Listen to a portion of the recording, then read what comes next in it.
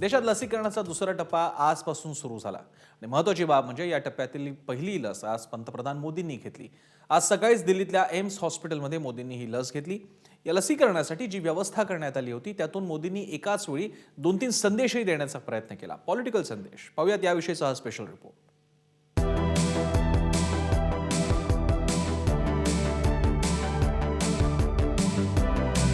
देशात कोरोना लसीकरणाला सुरुवात झाली 16 जानेवारी 2021 पासून।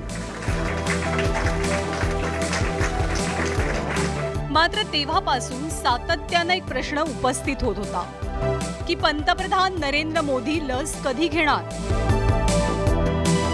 अखेर आज या प्रश्नाचं उत्तर मिळालं।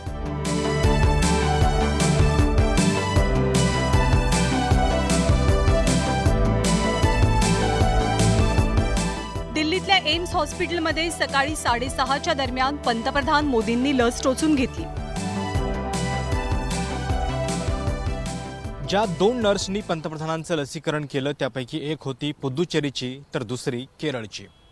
विशेष म्हणजे या दोनही राज्यांमध्ये लवकरच निवडणुका आहेत।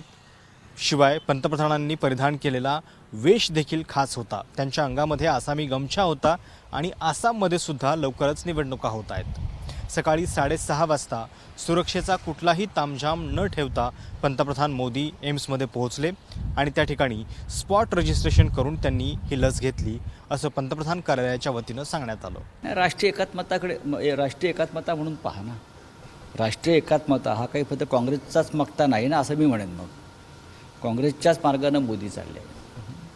म्हणजे पूर्वी काँग्रेसचे नेतेसुद्धा तर अशा प्रकारच्याच भूमिका घेत होत्या की सगळ्या देशातल्या सगळ्या राज्यातले लोक आपल्या अवतीभोवती असतील।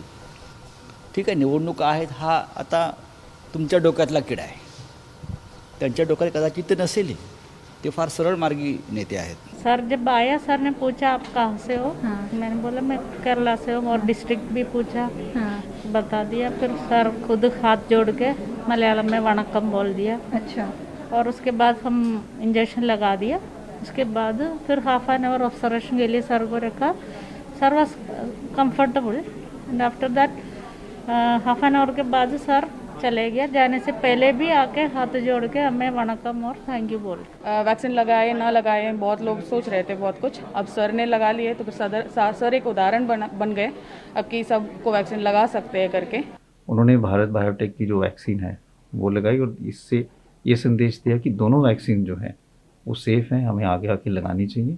जो बीच में लोगों में शंका हो रही थी एक वैक्सीन या दूसरी वैक्सीन को लेके, वो मेरे मानना है कि अब ख़त्म होनी चाहिए। जो वैक्सीन अवेलेबल है जहाँ पे जो आपको मिल रही है आप वो लगाएं। या लसीकरणाच्या वेळी एम्सचे डायरेक्टर डॉक्टर रणदीप गुलेरिया हे सुद्धा उपस्थित होते। लसीकरणाबद्दलची आवश्यक माहिती त्यानंतर घेण्याची खबरदारी या संदर्भात त्यांनी मोदींना माहिती दिली। लसीकरणानंतर अर्धा तास नियमानुसार पंतप्रधान एम्सच्या कक्षात थांबले असंही सांगण्यात आलं। म्हणाल तर यात नरेंद्र मोदी यांचा देशीवाद आहे, आत्मनिर्भर भारत। बरं ही लस ही नरेंद्र मोदी यांनी जाणीवपूर्वक निवडली आहे हे लक्षात येत आहे, कारण भारत बायोटेकच्या या लसीविषयी सुरुवातीपासून वादंग आहेत। एक म्हणजे या लसीला इमर्जन्सी वापरासाठी जेव्हा भारतामध्ये परवानगी दिली त्यावेळेला पुरेसा डेटा उपलब्ध नाही आहे असा वाद रंगला होता। याशिवाय या लसीच्या एफिकेसीबद्दल मेडिकल सेक्टरमध्ये अजूनही चर्चा आहे। ही लस ज्यावेळेला भारतामध्ये वापराची परवानगी मिळाली त्यावेळेला ऑक्सफर्ड ॲस्ट्राझेनिकाचं उत्पादन करणाऱ्या सिरम इन्स्टिट्यूटच्या आदर पुनावाला यांनी ही लस नाही आहे तर ही एक पाणी आहे अशा स्वरूपाचं ट्विट केलं होतं, ज्याचा त्यांनी नंतर खुलासा केला। सो ही जाणीवपूर्वक भारत बायोटेकची लस नरेंद्र मोदी यांनी घेतली हे दिसतंच आहे। याशिवाय निवडणूक आहे।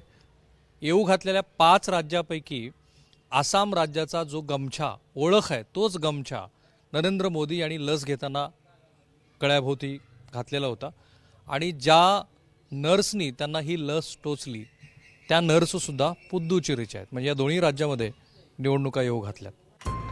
जगातल्या अनेक देशात तिथल्या राष्ट्रप्रमुखांनी पहिली लस टोचून लसीकरणाची सुरुवात केली। पंतप्रधान मोदींनी सुद्धा तशीच सुरुवात करावी अशी अपेक्षा विरोधक व्यक्त करत होते।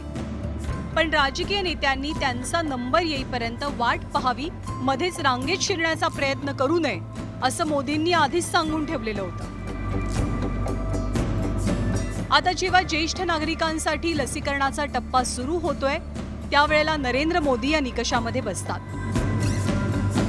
17 सप्टेंबर 1950 ही त्यांची जन्मतारीख. त्यामुळे मोदींचं सध्याचं वय 71 वर्षांचं आहे. याच निकषांनुसार आपला नंबर आल्यावर मोदींनी लस घेतली.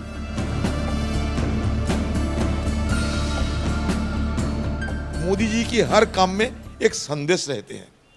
आज की मोदी जी जब वैक्सीनेशन ले रहे थे उसमें मुझे लगा एक संदेश है. क्या संदेश?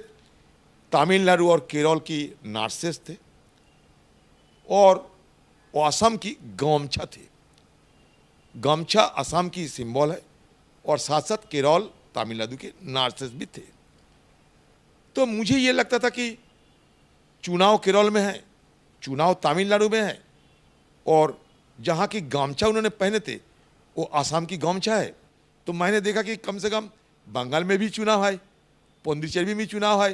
पुडुचेरी में ऋषि अरविंदो की एक तस्वीर और साथ साथ बंगाल की एक मतलब गीतांजलि रविंद्रनाथ टैगोर की पुस्तक, अगर वो भी उन्होंने इस्तेमाल कर सकते थे.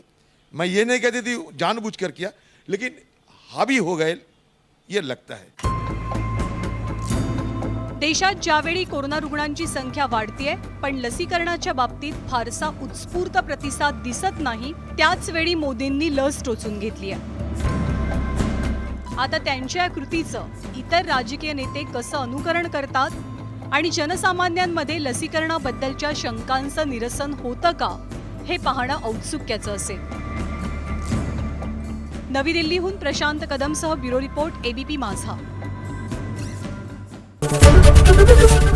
एबीपी माझा, उघडा डोळे बघा नीट.